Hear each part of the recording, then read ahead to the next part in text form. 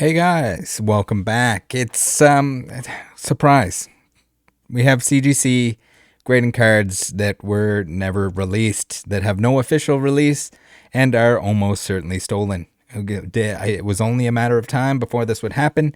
It seems to happen every time. It's either stuff that's not released yet, that's definitely stolen, or stuff that is almost certainly stolen. In this case, it's looking like a whole lot of stolen. We're gonna go through all the details. But first, we'll take a little look at the graded cards again. Do I think that it's okay for them to check if they're real cards? Sure. But at the same time, you got to remember that when CGC is grading stuff, even if it's not the person that stole the cards to begin with from the factory, like the unreleased stuff that comes out, that gets pocketed and brought home from the print facility or wherever else, it lends and it helps increase the value of stolen items. Not good at all. So on this channel, we tend to say that's a no-no, and I would heavily advise staying clear of these cards or anything else that is, even if it's graded, whether it's accidentally graded by PSA and stolen, or it's stolen and graded by CGC. I guess knowingly, surely when they get something like this that doesn't really exist and they have to create a whole new profile for it, if you want to call it that, in their system, you would think that they would just look into it a little bit. They claim that they use all the science to do all the things and find out if cards are real or not. But where's do we get an article, CGC? Waiting for it. I'd love to see how you can show that these are not stolen, that these were definitely legitimately obtained. Just like the articles that you wrote previously about former employees who got to tell the story about cards that they brought home that were test print prototype LMNOPs, and then I guess also exaggerated heavily when it came to selling protostoises at auction, when the auction company decides to just make up whatever the hell the people that own probably several copies of them. No, the vested interest is real. I think this is all around bad. I mean, it's a rinse and repeat all over again with them just, these shouldn't be graded. They shouldn't be authenticated in any way.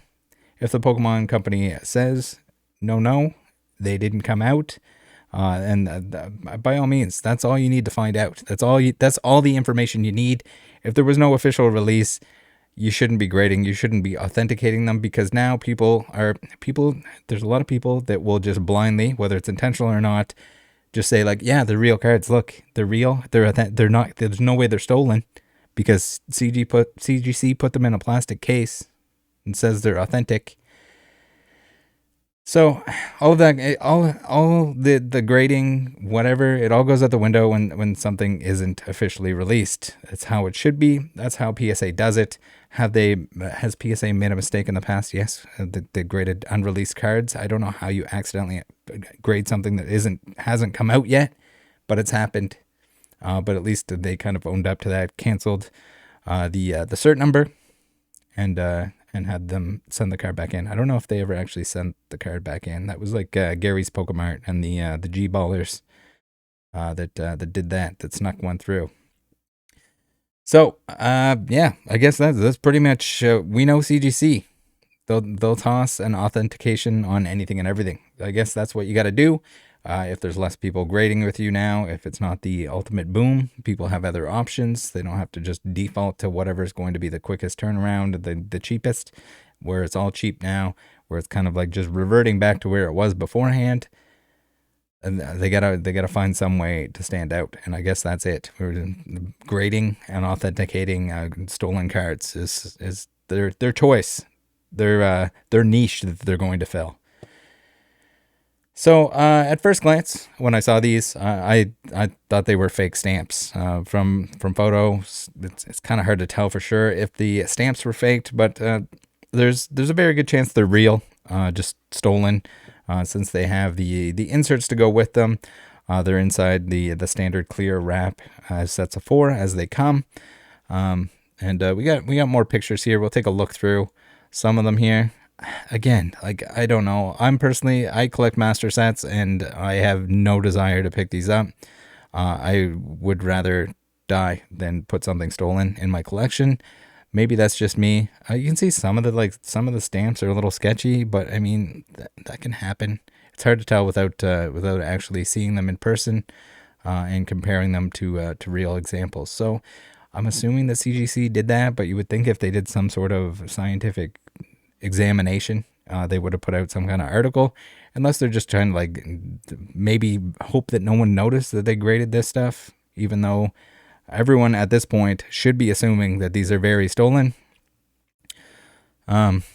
So I guess it kind of started out with the Cinderace was popping up, but for anyone who isn't aware, staff promos are they were discontinued at one point in time from Battle Styles. I think Battle Styles to Lost Origin, everything after Vivid Voltage up until the most recent Silver Tempest. So the folks who run organized play were and are now again rewarded, or I guess paid in a certain aspect, which is kind of sad that people that are running these events are not actually paid. They're just paid in like promo cards. In my opinion, that's a little bit sad. That you would think that you'd have to at least pay them like a minimum wage, but it's kind of the same thing with all these card games, etc. At least they were getting the staff promos, right? These like staff stamped version of the pre-release promos that we now have in like the build and battle kits.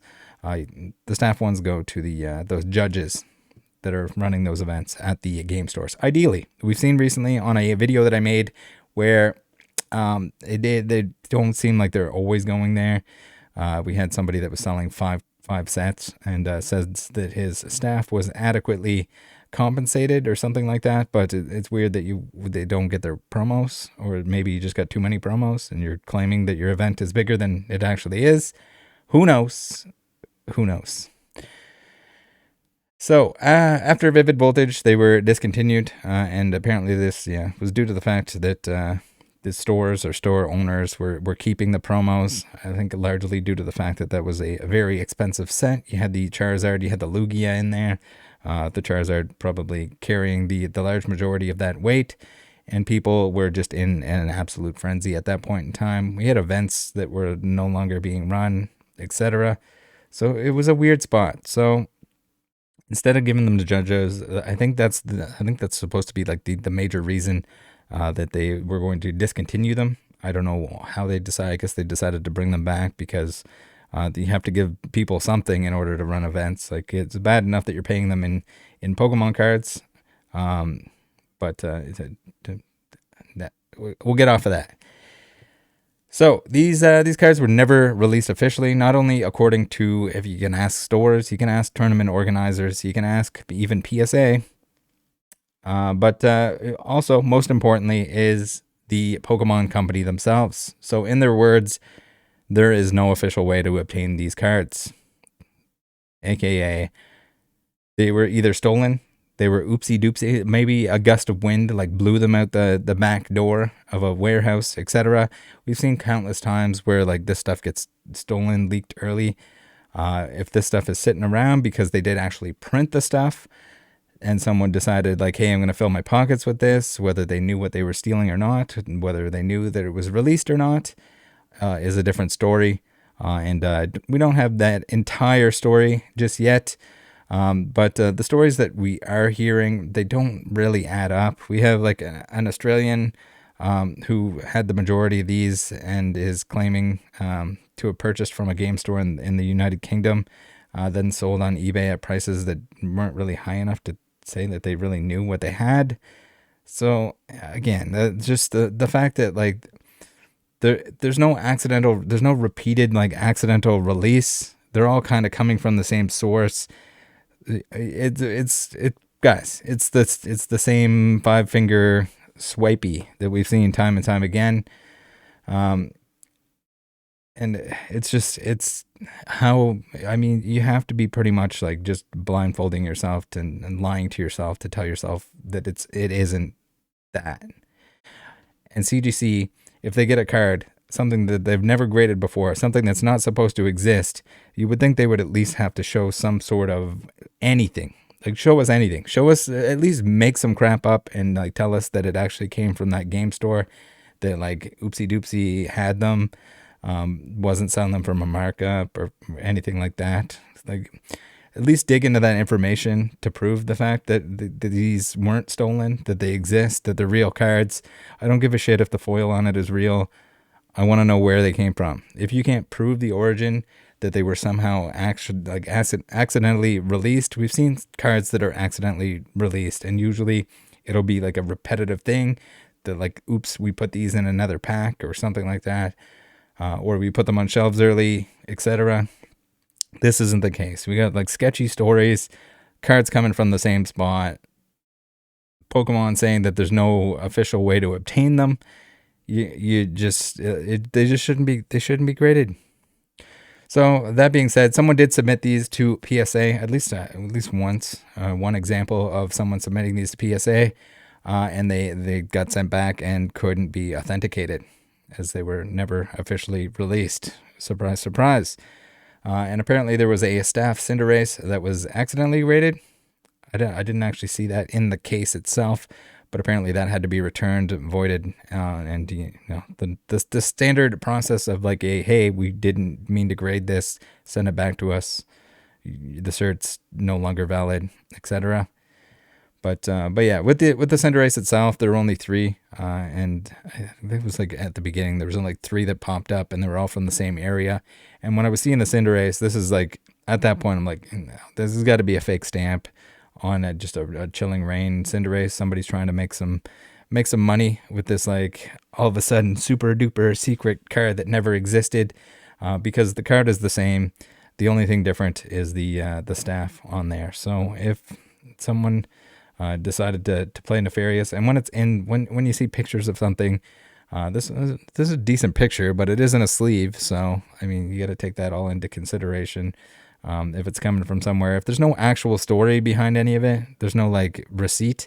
If you have this ultimate grail and you accidentally got it, you would want to document and show every single bit of that to show that it was obtained legally, and because it's the only way that really any ethical buyers are going to want to purchase it. That's kind of what it comes down to.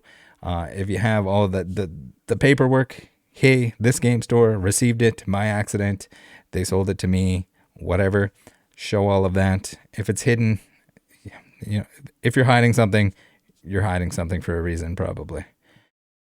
So this kind of all brings me back to this reminds me too much of for anyone that's been around for a while, the collector's art, which, yes, it was really stamped, but it was also deemed not official by the Pokemon company. So at that point, same thing goes. Even though it has a stamp, it was really stamped for real by the people that stamp it.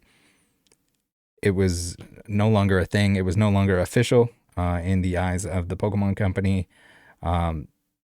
Then never ended up being official, I guess. It never got the go ahead. So is it a thing? Yes. At least these weren't stolen. But again, it's another like gray area where no, that shouldn't be authenticated, because if it's not recognized, if it doesn't have an official release that's sanctioned by the Pokemon company, then it doesn't count. Sorry, it just absolutely doesn't. And it's sad to see. It's sad to see that it's come to this. Maybe someday we will, if those other staff cards exist, maybe the Pokemon company will find some other method to give those out to the people that deserve them, the judges, etc. And then hopefully the actual judges, they need a method to have the judges actually receive the cards and guarantee that the judges are actually receiving them, because it's like people are going to do shady stuff, and where there's like extra value now within those like staff promos and stuff, nefarious things are going to happen. Game stores are going to keep them. Maybe they like exaggerate how many staff they have. They exaggerate how big their event is in order to get more and then sell them. I have no problem if you're a judge and you spend your time and effort to go run these events and you want to sell your copy, then by all means go for it. If it's something that it doesn't, you'd rather have the money, you'd rather put the money towards other cards, something else in your life, then that's your decision. It's your card. You earned it. But it's sad to see when people are, taking that stuff. and not giving it out to the people that they're actually designed for. But yeah, guys, that's pretty much it. Hopefully this was a little bit educational. Hopefully those other staff cards like appear eventually or given out in some way. And hopefully that I have no idea. I just don't know. Hopefully CGC stops grading things that they shouldn't, but we know they won't. All right, take care. Join the Discord. Bye.